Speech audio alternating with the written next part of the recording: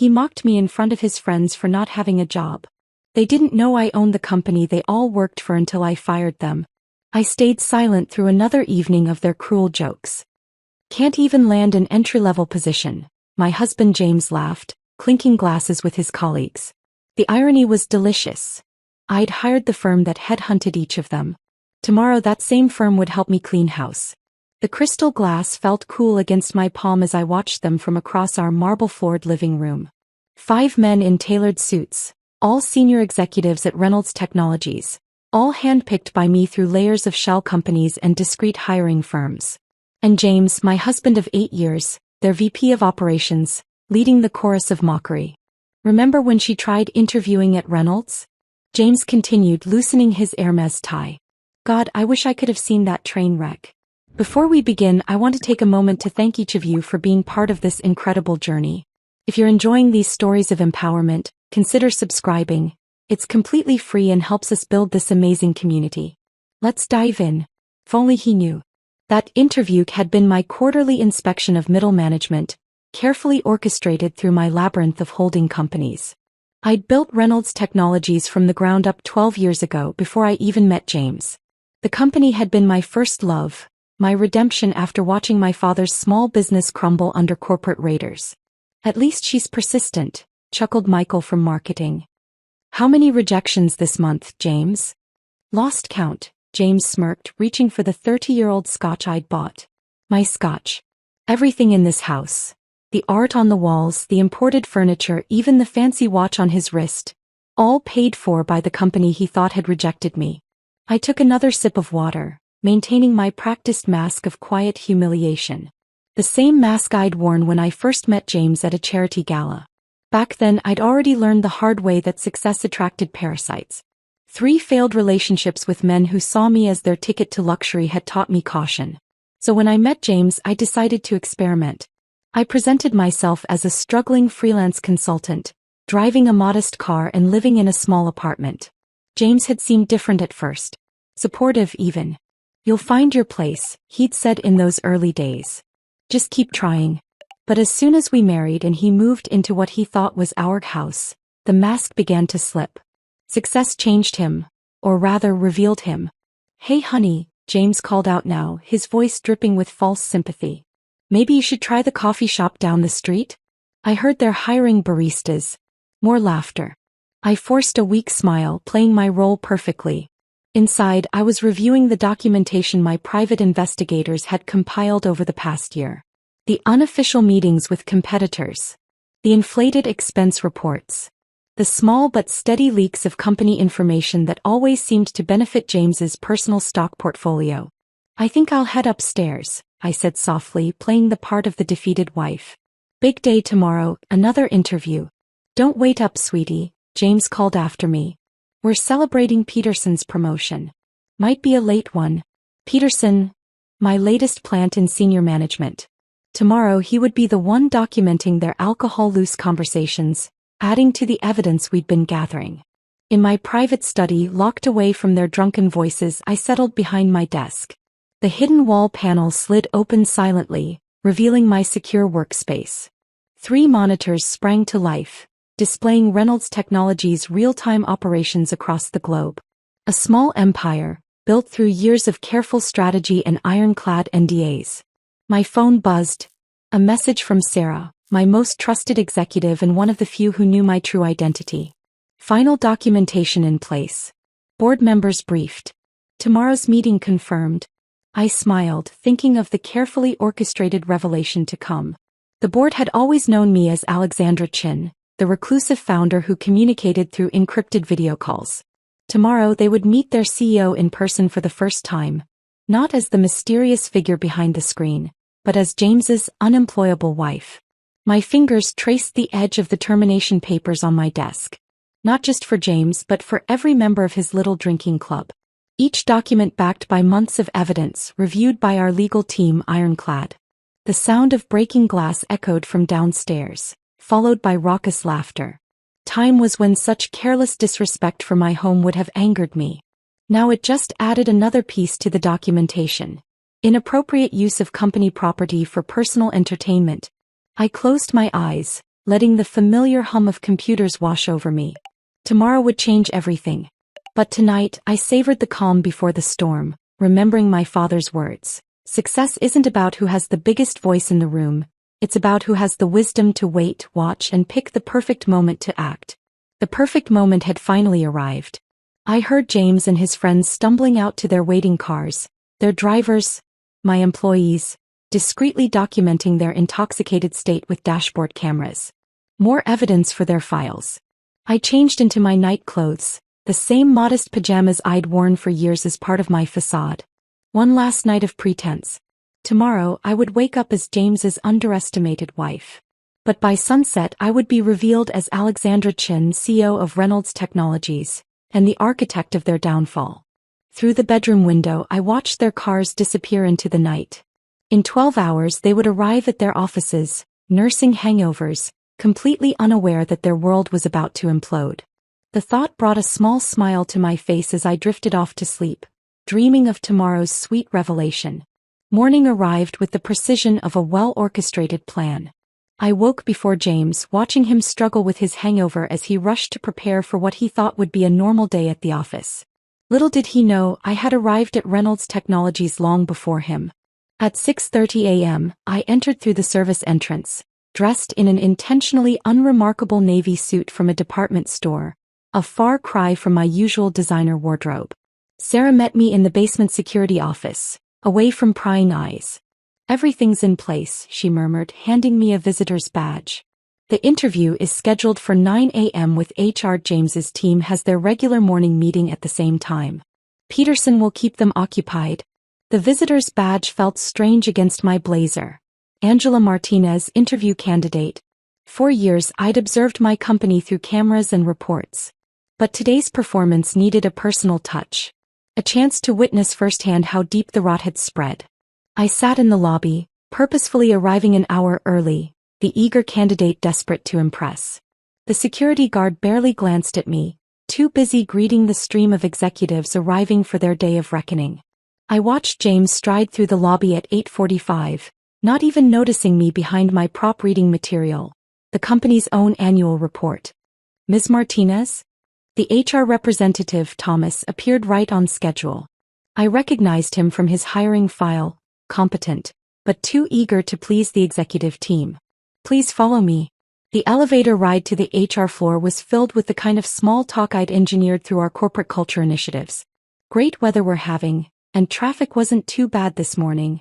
All while employees nodded politely at the woman they assumed was just another hopeful candidate. Thomas led me through the open office layout I'd designed years ago. "We'll start with a brief skills assessment," he explained, followed by a panel interview with some of our team leaders. His tone carried that subtle condescension reserved for candidates they'd already decided not to hire. The skills assessment was almost insulting in its simplicity, basic coding problems I could have solved in my sleep. I deliberately made small mistakes, playing the role of the nervous applicant. Through the glass walls I could see James and his cohorts in their morning meeting, laughing about something. Probably another candidate they'd decided to toy with. "Well," Thomas said, reviewing my intentionally flawed work, "this is interesting." His pause spoke volumes. "Let's move on to the panel interview." The conference room he led me to overlooked the city. A view I usually enjoyed from my private office 20 floors above. 3 middle managers waited inside, all wearing the same expression of bored superiority. I recognized each face from their personnel files, knew their salaries, their performances, their secrets. "So, Ms. Martinez," began the first interviewer, not even bothering to introduce himself, "I see you've been between positions for some time." "Yes," I replied softly, adding a slight tremor to my voice. "It's been challenging in this market." "And what makes you think you're qualified for a position at Reynolds Technologies?" The second interviewer barely looked up from his phone as he asked. I launched into the carefully crafted story we'd prepared, a mix of genuine qualifications masked by apparent desperation. With each response I watched them grow more dismissive. They'd already decided my fate, just as they'd done to countless other qualified candidates who didn't fit their preconceptions. Through the glass walls I could see James passing by. He did a double take, then smirked, pulling out his phone. Moments later the interviewers' phones buzzed simultaneously. I didn't need to see their screens to know he was messaging them about his wife's latest embarrassing attempt at employment. The rest of the interview was a masterclass in corporate cruelty. Subtle jabs, exchanged glances, barely concealed yawns. I documented every microaggression, every breach of our HR policies, while maintaining my facade of nervous optimism. "Thank you for your time," Thomas said finally, his tone making it clear there would be no second interview. "We'll be in touch." As I walked toward the elevator, I heard James's voice around the corner. "No way, that was your wife? Man, she really is desperate. Did you see her suit?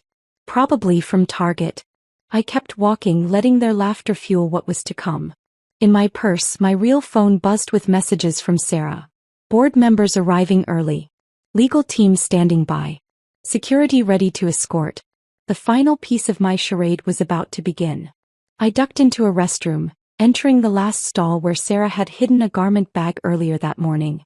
Inside was my real armor, a meticulously tailored Chanel suit, Louboutin heels, and the CEO's security badge I'd never worn in public. As I transformed from Angela Martinez, failed job candidate, to Alexandra Chen, CEO of Reynolds Technologies, their mocking laughter still echoed in my mind. In 30 minutes I would walk into the boardroom not as a supplicant, but as their ultimate superior. I checked my reflection one last time, adjusting the pearl necklace that had been my mother's. "Success is silent," she used to say, "until the perfect moment to roar." That moment was finally here. I stepped out of the restroom as Alexandra Chen for the first time in my own building, watching employees' eyes widen as they struggled to reconcile the confident executive before them with the nervous interviewee from moments ago. Let them stare. The real show was about to begin. The click of my Louboutins against the marble floor announced each step toward the executive floor. Employees scrambled to clear my path, their confusion palpable as they tried to place my familiar yet transformed face. The whispers started immediately, word of the mysterious CEO's presence spreading like wildfire through the building's messaging systems. I took the private elevator, the one James had always wondered about, installed for the Phantom CEO's exclusive use.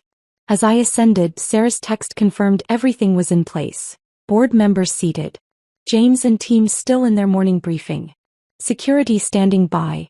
The elevator opened directly into the boardroom's antechamber. Through the frosted glass, I could see the silhouettes of our board members, all aware of what was about to unfold. But first I had a different meeting to attend. I turned left, heading toward the executive conference room where James and his inner circle were celebrating their latest victories. Standing in the shadows of the hallway, I could hear their voices clearly through the door left carelessly ajar. "You should have seen her face during the interview," James was saying, his voice carrying that smug tone I'd grown to despise. "My own wife thinking she could actually land a position here. I mean, what's next? Trying to become CEO?" Raucous laughter followed. "Classic case of delusions of grandeur," Michael from marketing added. "Remember when she tried giving us advice about the Thompson account at your birthday party?" "Oh God, that was priceless," another voice chimed in. "Telling us how we should restructure our client approach. Like she has any idea how this business works." The irony was exquisite. The Thompson account had been my strategy, carefully fed through intermediaries. It had saved the company millions and earned us 3 additional major clients. Should we tell her she failed the interview or let HR do the dirty work? James asked, triggering another round of laughter. It was time. I stepped into the doorway, my presence casting a shadow across their morning coffees. The laughter died instantly. "Actually," I said, my voice carrying the authority of 12 years of leadership, "I think I'll deliver that news myself." The shock on their faces was everything I'd imagined and more. James's coffee cup stopped halfway to his mouth, his face draining of color as he struggled to reconcile his wife's appearance with the aura of absolute authority I now projected. What are you doing here?" he stammered. "And dressed like the CEO of Reynolds Technologies?" I finished for him, stepping fully into the room. "Exactly like that, as a matter of fact." Michael started to laugh, then stopped abruptly when no one joined him. Peterson, my planted executive, was already gathering his things, a knowing smirk playing at the corners of his mouth. "This is a restricted floor," James tried, attempting to regain some control. "Security will be here any minute." "They're already here," I replied calmly as two security officers appeared behind me. Though not for the reason you think. I pulled out my phone, sending a single text. Immediately, every screen in the conference room lit up with a single document. The company's original incorporation papers, bearing my signature and photo. Alexandra Chin, I announced, watching their faces contort as the realization hit them. Founder and CEO of Reynolds Technologies. Or as you know me, James's unemployable wife. The silence was deafening. James's face had progressed from white to green, his eyes darting between my face and the documents displaying his wife of 8 years as the owner of everything he'd bragged about building. "This is impossible," he whispered. "You're just what, James? Just your wife? Just someone who couldn't even land an entry-level position?" I moved to the head of the table, my table, and sat down. "Tell me, how does it feel to realize you've been mocking your own boss for years?" Michael stood up suddenly, his chair screeching against the floor. "I should go." "Sit down," I commanded, my voice cutting through his panic. "None of you are going anywhere just yet." I pressed another button on my phone. The screens changed to display a compilation, security footage, email exchanges, recorded conversations. Every joke, every mockery, every moment of cruelty played out in high definition. "An interesting management style you've developed," I observed, watching them squirm. "Creating a culture of bullying, discrimination, and harassment. Did you really think I wouldn't notice? That I wouldn't care how you treated people you thought were beneath you?" "Alex, honey," James tried, his voice taking on the placating tone he used when trying to talk his way out of trouble. "We can explain." "Oh, I think you've explained enough," I cut him off. "In fact, you've been explaining for years. Every dinner party, every social gathering, every company event. You've made your character crystal clear." I stood up, smoothing my skirt. "The board is waiting next door to formalize what you've already accomplished yourselves, your immediate termination for cause. All of you." I looked each man in the eye, saving James for last. "Though I suppose I should thank you. You've made this decision remarkably easy." "You can't do this," James protested weakly. "I'm your husband." "Actually," I smiled, removing my wedding ring and placing it on the table, "as of this morning I'm just your CFO. And you're fired." The security officers stepped forward as I turned to leave. Behind me I could hear the beginnings of protests, of threats, of desperate bargaining. But I was already walking away, heading toward the boardroom where the real work of cleaning house would begin. After all, I had a company to run. The board meeting was swift and decisive. 12 pairs of eyes watched as I signed the official termination documents, their expressions a mixture of admiration and shock at finally meeting their elusive CEO in person. But the real work was just beginning.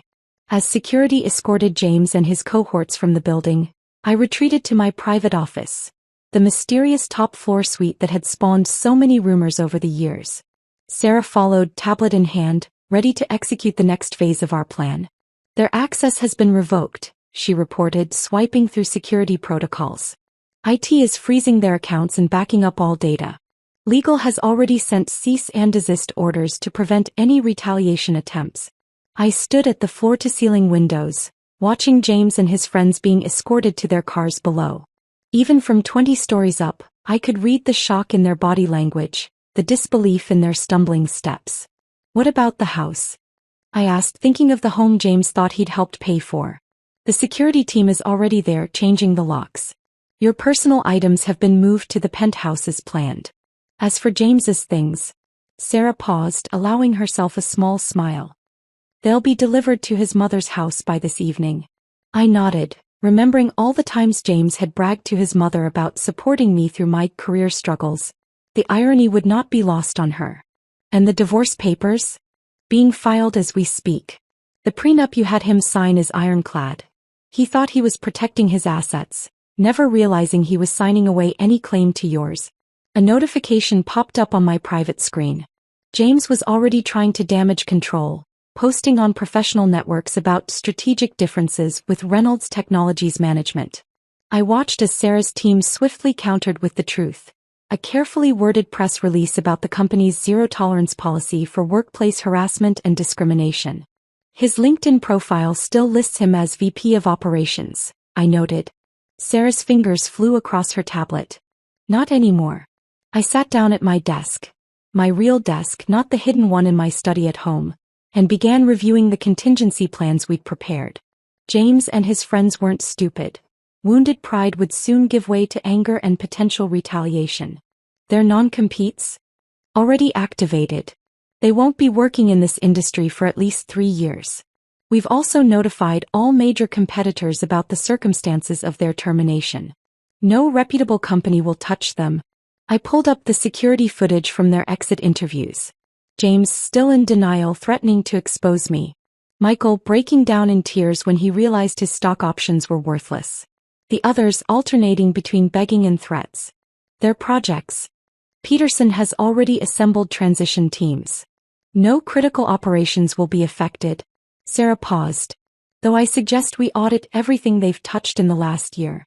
Make it 3 years, I corrected, remembering snippets of drunken conversations about creative accounting. And flag any clients they've had personal contact with. My phone buzzed, James using his personal number. I declined the call, watching as it joined the growing list of blocked numbers. His friends had been trying too, probably hoping to negotiate some kind of settlement. Should we issue a company-wide statement? Sarah asked. I considered the ripple effects moving through the building.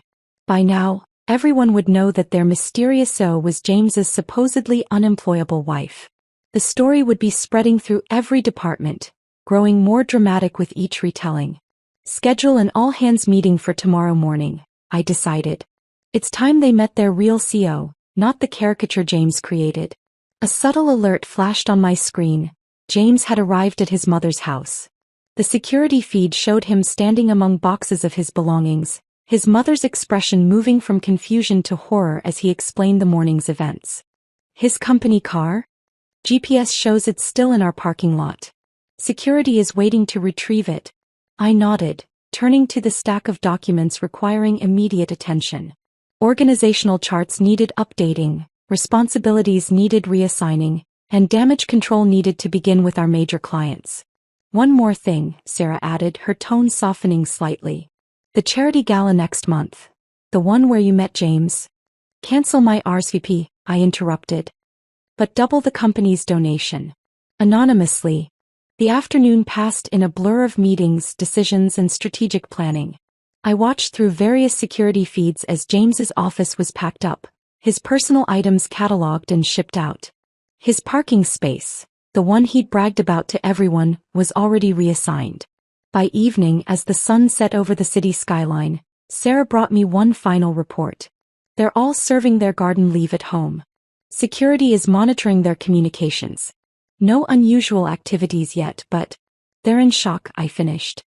Give them a day. Then the real reactions will begin. I leaned back in my chair, finally allowing myself to feel the weight of the day. In less than 12 hours, I'd shed a false identity, ended a marriage, fired 5 executives, and stepped into the public eye as CEO. Was it worth it?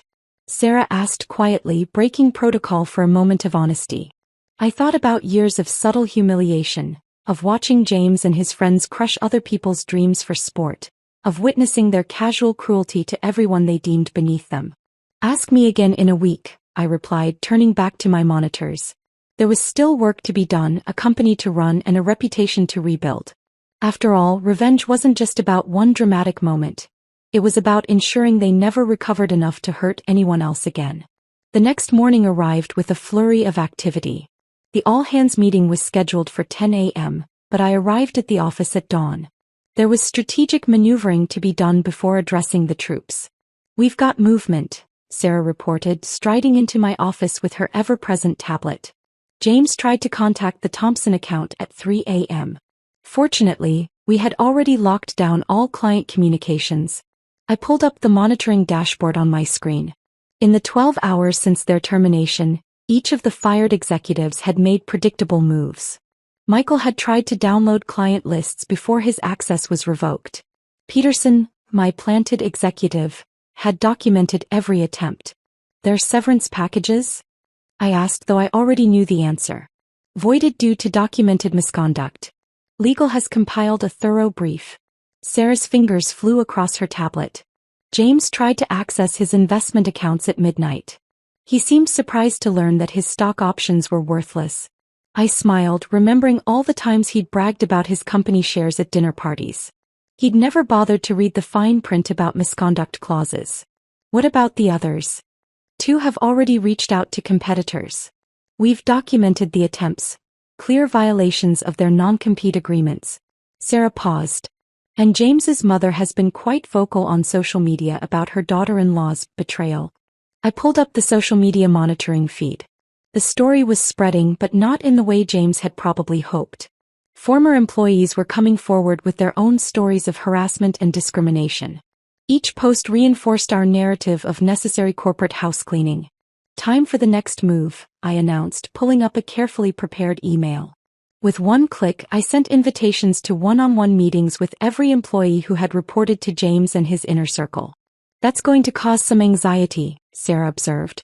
Good. I want them off balance. I stood, smoothing my skirt. Have security do another sweep of James's office. Check for any hidden documents or devices. The morning unfolded like a well-played chess game. While James and his friends were presumably nursing their wounds and plotting revenge, we were systematically dismantling their corporate legacy.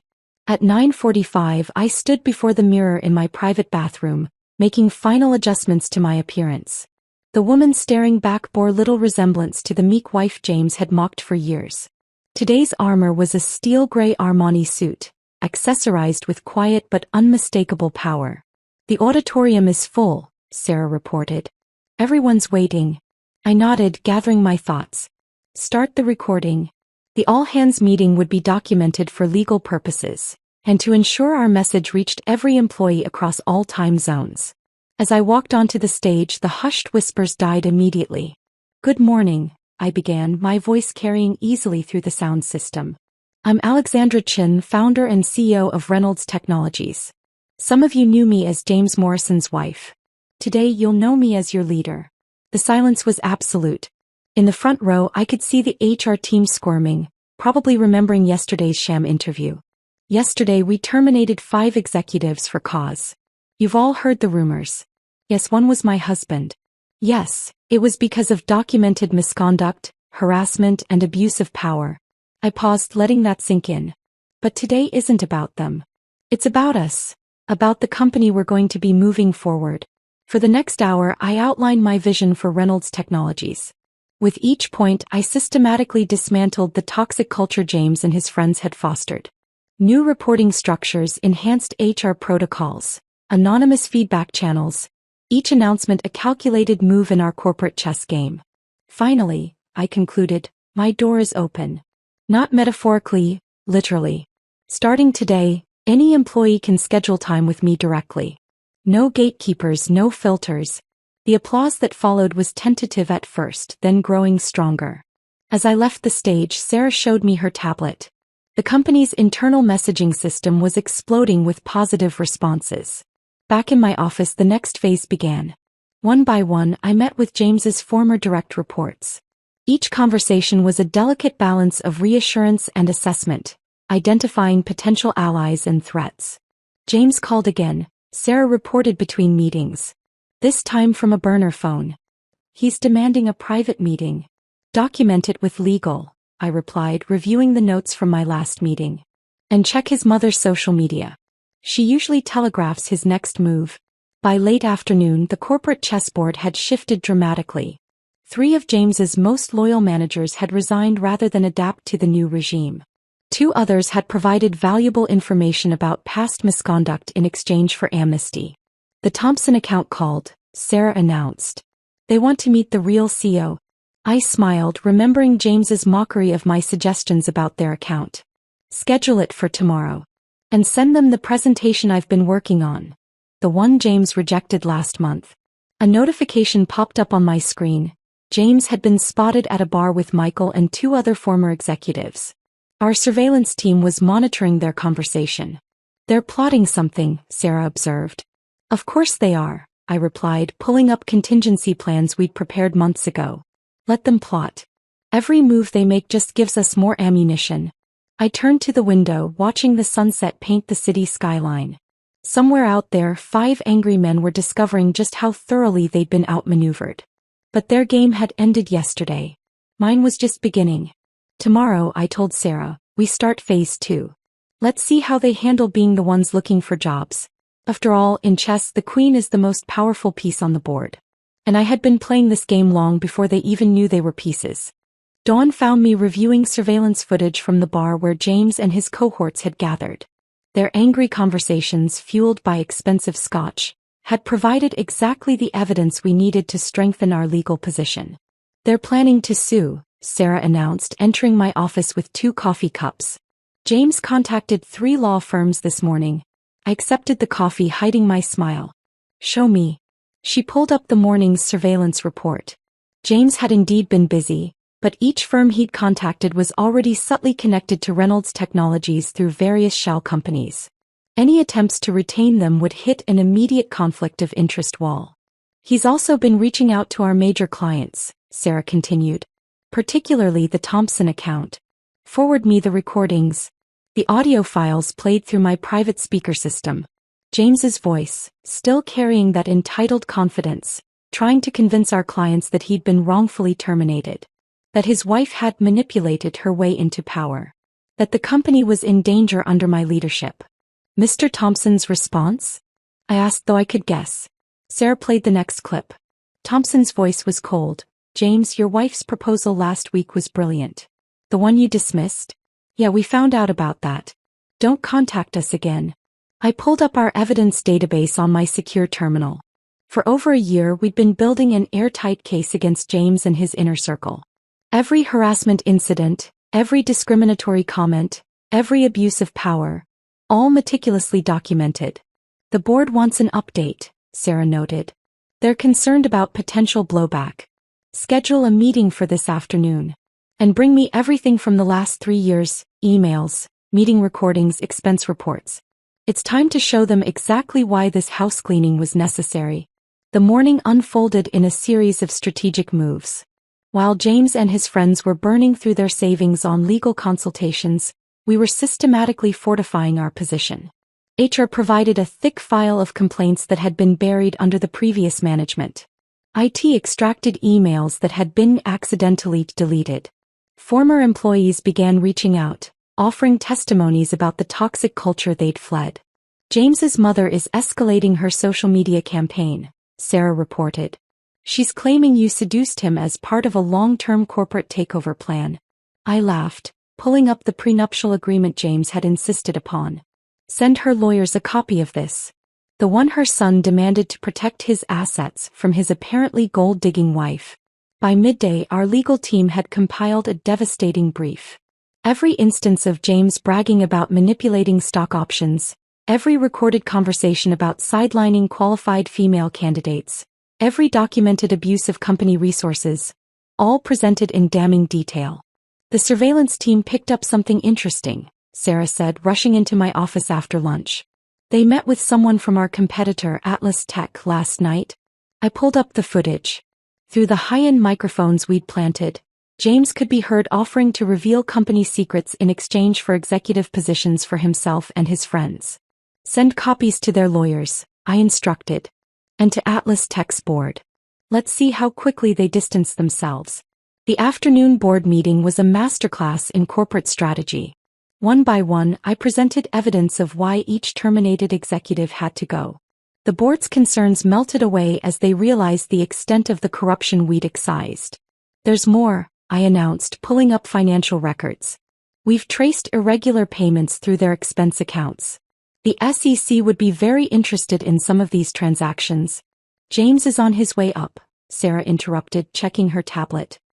He somehow convinced the lobby security to let him in. I smiled, pulling up the lobby camera feed. No, I convinced security to let him in. Watch. On the screen, James stormed through the lobby, his expensive suit wrinkled, his face flushed with anger and alcohol. He was clutching a folder that undoubtedly contained what he thought was damaging information. Should I have security stop him? Sarah asked. Not yet. Let's see what he thinks he has. Minutes later, James burst into the boardroom, his triumphant expression faltering as he saw me calmly seated at the head of the table. I have proof, he announced, waving his folder. Proof that she orchestrated this whole thing. You mean proof that I founded this company? Built it from nothing? Ran it successfully while you took credit for my strategies. I stood slowly. Or proof that I documented your misconduct for years while you mocked my supposed unemployment? The board members watched silently as James's confidence crumbled. You trapped me, he stammered. No, James. You trapped yourself. Every time you belittled a candidate, every time you pushed aside a qualified woman, every time you laughed about your unemployed wife. You built this case against yourself. I nodded to Sarah, who pulled up our complete evidence file on the room's screens. James watched in horror as years of his misconduct played out in high definition. Your choices, I continued calmly, are simple. Leave now, respect the non-compete agreement and keep whatever dignity you have left. Or fight, and watch as every detail of your behavior becomes public record.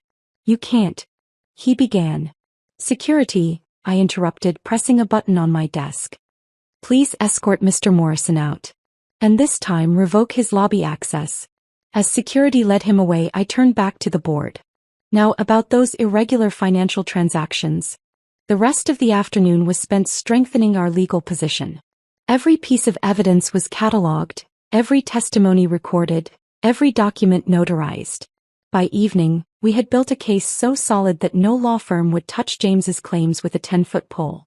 They're meeting again tonight, Sarah reported as darkness fell. Same bar. Good, I replied, reviewing the latest surveillance request. Let's hear what other evidence they're willing to give us. After all, the best case is built by letting your opponents think they're winning. Right until the moment they lose everything. The bar surveillance proved more valuable than we could have hoped. Drunk on expensive whiskey and wounded pride, James and his friends spent hours inadvertently confessing to years of corporate malfeasance. Play that section again, I instructed Sarah the next morning, leaning forward in my chair. Through our high-quality surveillance feed, James's slurred voice filled my office. Remember that merger last year? The one that made us look like geniuses? Well, let me tell you how we really pulled that off. What followed was a detailed confession of insider trading, complete with names, dates, and dollar amounts. Send this to legal, I ordered. And notify the SEC anonymously. It's time to create our perfect storm. Sarah's fingers flew across her tablet. James has already started selling his personal stocks. The others are following suit. Perfect. I pulled up our contingency plans. Activate Protocol Thunder. Protocol Thunder was the culmination of months of planning. A carefully orchestrated series of events designed to trap James and his cohorts in their own web of deceit. The first phase began immediately. Leak the merger investigation to the financial press, I instructed. But make it seem like it came from a concerned former employee. Within hours, the story hit the business news networks. Reynolds Technologies stock took a small hit, exactly as planned. James and his friends, already paranoid and watching their investments, would see it as an opportunity to save themselves. They're panicking, Sarah reported, monitoring their phone calls. All 5 of them are calling their brokers simultaneously. I watched the trading monitors as they frantically sold their shares, trying to get ahead of what they thought was coming. With each sale, they dug themselves deeper into legal jeopardy. Now, I said, nodding to Sarah. Release Phase 2. The press release went out company-wide and to all major news outlets. Reynolds Technologies was announcing a major restructuring and expansion. Our stock price shot up within minutes, but James and his friends had already sold at a loss. A clear case of attempted market manipulation based on insider knowledge. Mr. Thompson from the Antitrust Commission is on line 1, Sarah announced. I took the call on speaker. Alexandra Chin. Miss Chin, we've received some very interesting information about last year's merger. Yes, we've been conducting an internal investigation, I replied smoothly. I'd be happy to share our findings, including some rather illuminating surveillance footage from a bar last night. The pieces were falling into place. By midday, the SEC had opened a formal investigation into James and his friends' trading activities. The Antitrust Commission was reviewing the merger. And our stock price was soaring as the market responded to our expansion announcement. James is trying to leave the country, Sarah reported, checking her surveillance feeds. His passport was mysteriously flagged at the airport. I allowed myself a small smile. How unfortunate. And the others? Michael is having a breakdown in his broker's office. 2 more are meeting with criminal defense lawyers. The last one is attempting to delete his email history. Not realizing we already have everything. The afternoon brought more developments. Our anonymous tips had sparked investigations at 3 other companies where James and his friends had previously worked. Former colleagues, sensing blood in the water, began coming forward with their own stories of misconduct. Their lawyers are requesting a meeting, Sarah announced. They're offering to settle. Decline, I replied, watching the latest news coverage. Let them sweat. By evening, the perfect storm was in full swing. The SEC investigation had expanded to include their personal trading accounts. The Antitrust Commission had frozen their assets pending review. And 3 separate class action lawsuits had been filed by former employees alleging systematic discrimination. James's mother has gone quiet on social media, Sarah noted with satisfaction. She probably saw the insider trading allegations, I replied. Even she can't spin that positively. A notification popped up on my screen. James was attempting to access his frozen accounts, growing increasingly desperate as each transaction was declined. Should we release the bar footage to the media? Sarah asked. Not yet. I stood walking to the window. Let's see how they handle tomorrow first.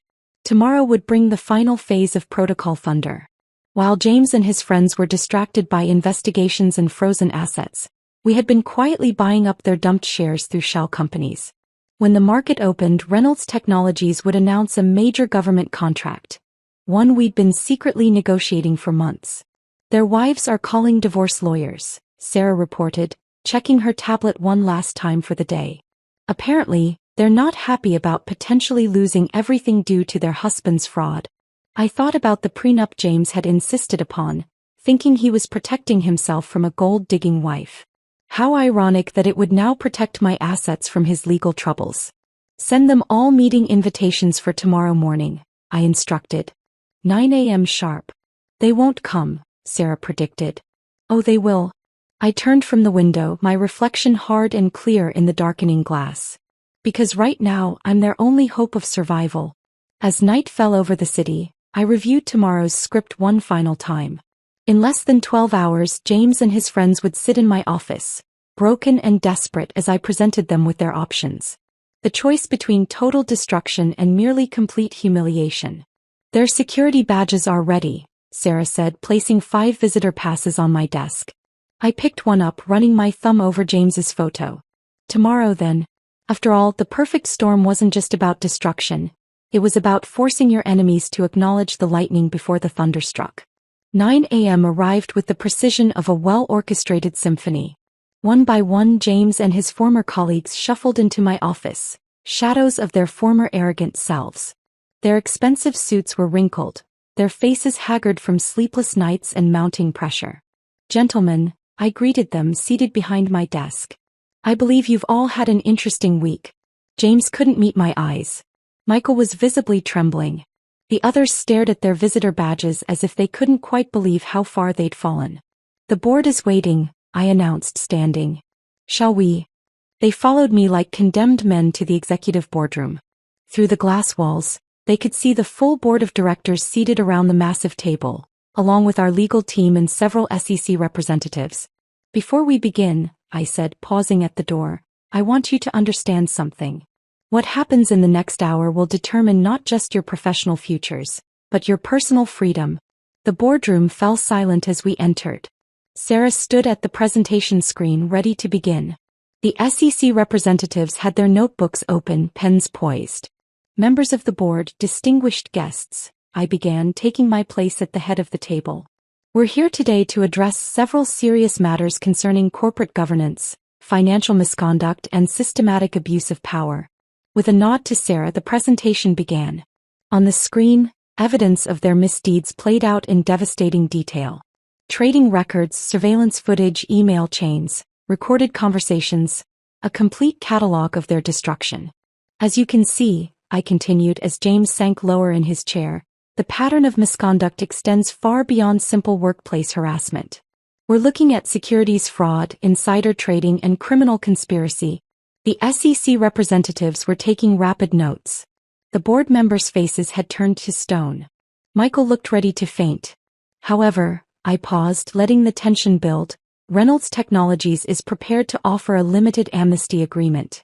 One time, one offer, no negotiations. That got their attention. 5 heads snapped up, hope warring with suspicion in their eyes. Sarah distributed thick document folders to each of them. The terms are simple, I explained. Full cooperation with all investigations. Complete disclosure of all misconduct, whether previously discovered or not. Return of all profits from irregular trading activities. And most importantly, a public acknowledgement of your actions. You want us to confess? James found his voice, though it cracked on the last word. I want you to face the consequences of your choices, I corrected him. Sign these agreements now and Reynolds Technologies will not press criminal charges. Refuse and the SEC has enough evidence to ensure you all spend considerable time in federal prison. The board members watched impassively as the 5 men frantically flipped through their documents. Their lawyers seated behind them were already nodding grimly. You have 5 minutes to decide, I announced, checking my watch. After that, this offer expires and we proceed with full prosecution. The next few minutes were filled with desperate whispers between the men and their lawyers. I could see the exact moment each one broke, their signatures appearing on the documents one by one. James was last, his hand trembling as he scrawled his name. Our eyes met as he pushed the folder across the table. In his, I saw the final death of his arrogance, the complete understanding of how thoroughly he'd been outplayed. Excellent, I said, collecting the signed documents. Sarah will now escort you to individual conference rooms where you'll begin your depositions with the SEC representatives. As they were led away, I turned to the board. And now, let's discuss the future of Reynolds Technologies. The next hour was spent outlining our path forward. New corporate governance structures, enhanced compliance protocols, and a complete restructuring of the executive team. The board, having witnessed the precision with which I'd handled the crisis, approved every proposal unanimously. One last thing, I added as the meeting drew to a close. I wanted on record that every employee affected by the previous management's discrimination will be reviewed for reinstatement or compensation. The board's approval was immediate. After all, it was a small price to pay to avoid the publicity nightmare we'd saved them from. Later, in my office, Sarah brought me the preliminary depositions. They're singing like canaries, she reported. Each trying to save himself by incriminating the others. I scanned the documents, noting how quickly they turned on each other. Make sure their confessions are properly recorded and witnessed. We don't want any retractions later. Through my window I could see James being escorted to his car, his career and reputation in tatters. His lawyer was already on the phone, presumably trying to salvage what he could from the wreckage of his client's life. Their trading records? I asked Sarah. Being combed through by forensic accountants. Initial estimates suggest they'll each have to repay several million in irregular gains. I nodded, turning back to my desk. The company stock was up 15% on news of the governance changes. The business papers were already hailing Reynolds Technologies as a model of corporate accountability. Schedule a company-wide meeting for tomorrow, I instructed. It's time to rebuild what they tried to destroy. Sarah paused at the door. Was it worth it? I thought about years of watching them crush dreams, bully subordinates and mock anyone they deemed inferior. About all the careers they derailed and lives they'd impacted. Ask the people who'll get their jobs back, I replied. Ask the women who won't have to face harassment. Ask everyone who believed they'd never face justice. After all, the best revenge isn't just about punishment. It's about ensuring positive change for those left behind. The days following the board meeting unfolded like a carefully orchestrated domino effect. Each morning brought new revelations, each afternoon new consequences, and each evening new victories. James's criminal defense lawyer quit, Sarah announced, entering my office with the morning briefing. Apparently, he tried to recant parts of his confession. I pulled up the surveillance feed from his deposition room. Send them the video of his voluntary confession. And the one where his lawyer advised him of his rights 3 separate times. The fallout was spreading beyond our corporate walls. 3 other companies had launched internal investigations after discovering similar patterns of misconduct during James and his friends' previous employments. Their professional networks were crumbling as former allies rushed to distance themselves. Michael attempted suicide, Sarah reported quietly, placing a news clipping on my desk. Is he stable? Yes. Under psychiatric observation. I nodded, feeling a complex mix of emotions. Make sure his medical bills are covered anonymously. And have HR fast-track the reviews of anyone he harassed or discriminated against. The media was having a field day. Business journals were running in-depth exposés on toxic corporate culture. Women's magazines wanted interviews about breaking the glass ceiling. Tech blogs were analyzing how the phantom CEO had orchestrated such a perfect takedown. James's mother gave an interview, Sarah said, pulling up the video. I watched as the woman who had once boasted about her successful son now tearfully apologized for enabling his behavior. The interview ended with her announcing a donation to workplace harassment prevention programs. His wife filed for divorce this morning, along with the wives of 3 others. They're all claiming they had no knowledge of the financial fraud. I turned to the window watching the city below. Somewhere out there, James was probably sitting in his mother's guest room, watching his world implode. His assets were frozen, his reputation destroyed, his marriage over, and his future a maze of legal proceedings.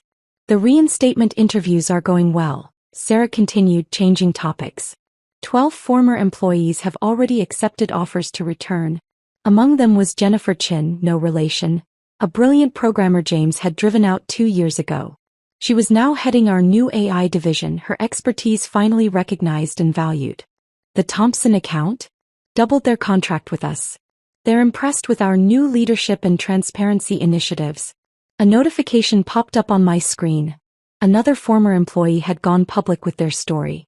This time, it was someone from James's previous company, describing a pattern of behavior that stretched back years. The SEC investigation is expanding, Sarah reported. They're looking into every company they've ever worked for. I pulled up our secure database, reviewing the evidence we'd gathered. Send the investigators everything we have. Every document, every recording, every trail of misconduct. The professional fallout was just the beginning. Social consequences were proving equally devastating. Country club memberships revoked. Board positions at charities resigned. Private school admissions for their children suddenly waitlisted. They're being blackballed from every executive position on the East Coast, Sarah noted, scrolling through her tablet. The whistleblower websites are full of stories about them. I reviewed the latest photos from our surveillance team. James, unshaven and disheveled, trying to meet with former colleagues who suddenly had urgent appointments elsewhere. Michael leaving his psychiatrist's office haunted and hollow. The others each dealing with their downfall in their own desperate ways.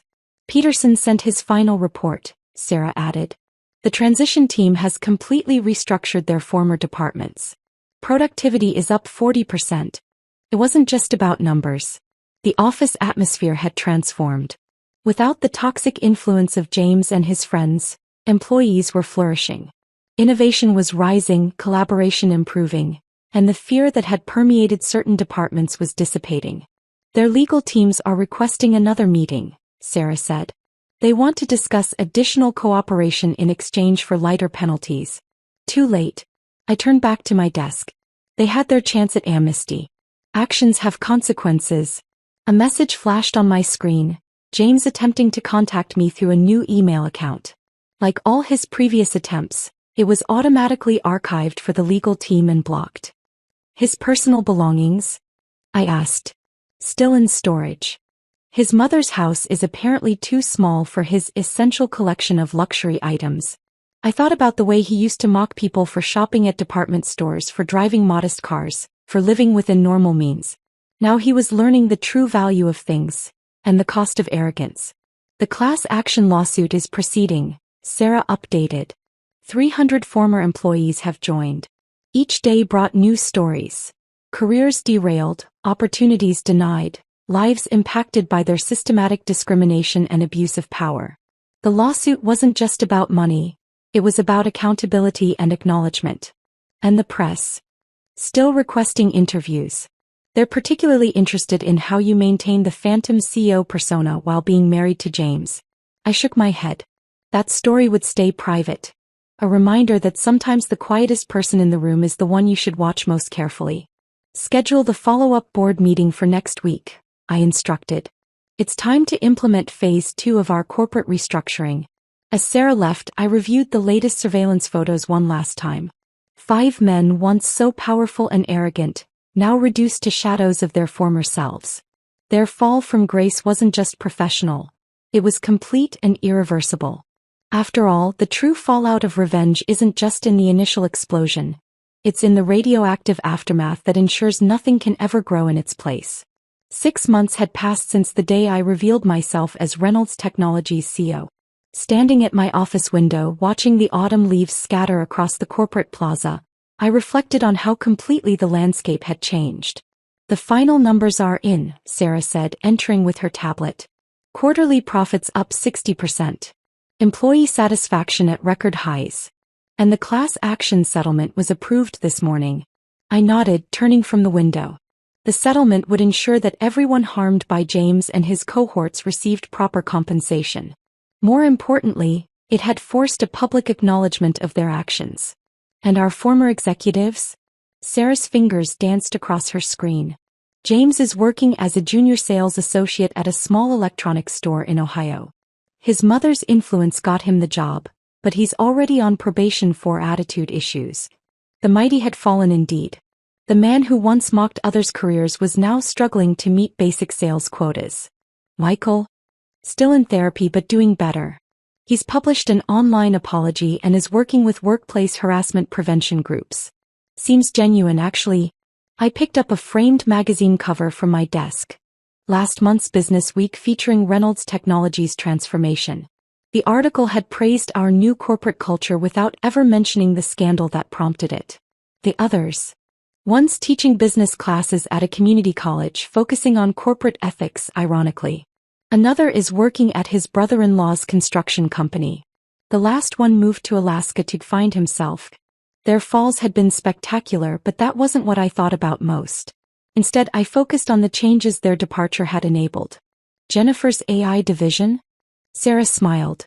3 new patents filed this quarter. The team she rebuilt is revolutionizing our entire approach to software development. Throughout the company, similar transformations had occurred.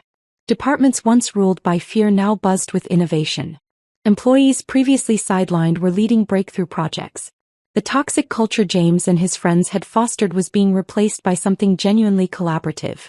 The Thompson account sent this over, Sarah said, placing a bottle of champagne on my desk. They're impressed with the new project proposals. Jennifer's team apparently solved a problem they've been struggling with for years. I thought about all the times James had dismissed Jennifer's ideas, mocked her suggestions, made her doubt her own brilliance. Now she was leading our most profitable division. Any recent contact attempts? Sarah checked her logs. James tried to reach out through LinkedIn last week. His profile still lists him as our former VP of operations. Though anyone who searches his name gets quite a different story. The internet never forgets. Every article about workplace harassment, every exposé on corporate fraud, every cautionary tale about abuse of power. Their names appeared in all of them. The documentary crew is requesting another interview, Sarah added. They're calling it Glass Ceiling, Shattered. Focus is on corporate transformation and women in leadership. I shook my head. Direct them to our successful division heads instead. Jennifer, Maria, Sophia. The ones doing the real work of rebuilding. My phone buzzed. A message from James's mother. Since her public apology, she'd become an unlikely ally in corporate culture reform, speaking about the dangers of enabling toxic behavior. I'd anonymously funded her speaking tour. The board meeting is in 10 minutes, Sarah reminded me. They want to discuss international expansion. I gathered my materials, pausing at the office door. The nameplate read simply, Alexandra Chen Su. No more shadows, no more masks, no more pretense. It's been exactly 6 months, Sarah noted, falling into step beside me. Any regrets? I thought about James's last words to me in the boardroom, his final attempt at manipulation. I really did love you, you know. No, I replied, striding toward the conference room. No regrets. Just lessons learned. The lessons weren't just about revenge. They were about power, responsibility, and the obligation to use both wisely. About creating something better from the ashes of destruction. The employee mentorship program has a waiting list, Sarah reported as we walked. Turns out people are eager to learn when they're not afraid of being mocked. That was the real victory. Not the fall of James and his friends, but the rise of everyone they tried to keep down. Every promoted employee, every implemented idea, every positive change was a testament to what could grow when you removed the poison from the soil. One last thing, Sarah said as we reached the boardroom. HR reported 0 harassment complaints this quarter. First time in company history. I paused, letting that sink in. The human cost of James's leadership style had been immeasurable. But the healing was measurable, quantifiable, real. Inside the boardroom, the board members were already seated. These meetings were different now, more collaborative, more focused on long-term growth than short-term profits. The fear of speaking up had been replaced by the excitement of possibility. Shall we begin? I took my seat at the head of the table, feeling the weight of responsibility and the lightness of vindication in equal measure. After all, the best revenge isn't just about destroying what was wrong. It's about building something better in its place. And as I looked around at what Reynolds Technologies had become, I knew that the real victory wasn't in James's fall. It was in everyone else's rise. Let's talk about the future, I said, opening my folder. Because that's what remained after revenge. Not the satisfaction of destruction, but the responsibility of creation. And I was ready for both.